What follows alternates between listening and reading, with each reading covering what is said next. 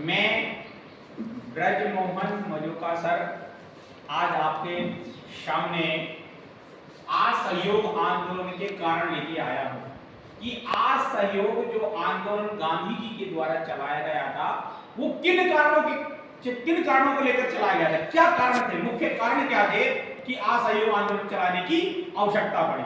तो आपको बिंदुवार हम समझाते हैं, पेपर में 4 नंबर का आएगा तो आप किस तरीके से लिख सकते हो बिंदुओं के माध्यम से।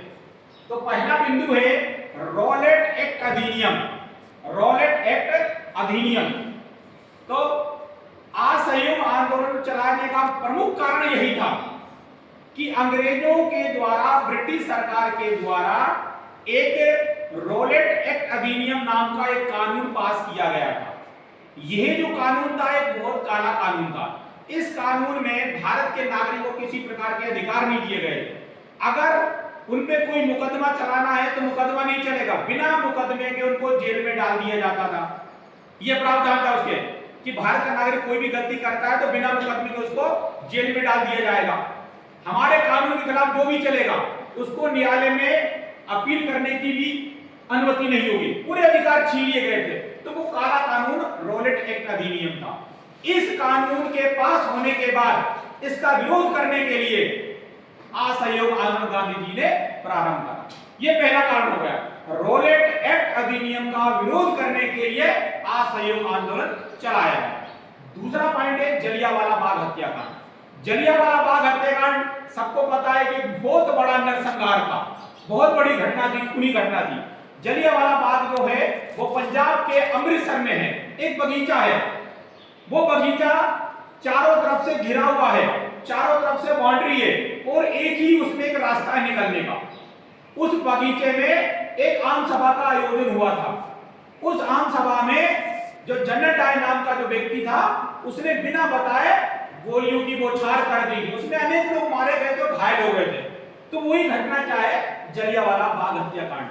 जब यह घटना हुई पूरे भारत में यह घटना का प्रचार प्रसार हो गया बड़ी मात्रा में कि बहुत बड़ा खूनी नरसंहार हुआ है।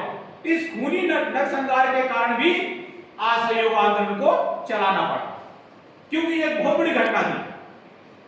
तीसरा पॉइंट है पूर्ण स्वराज की प्राप्ति। पूर्ण स्वराज मतलब पूर्ण आजादी की प्राप्ति, यानी भारत देश ब्रिटिश सरकार के अधीन गुलाम था।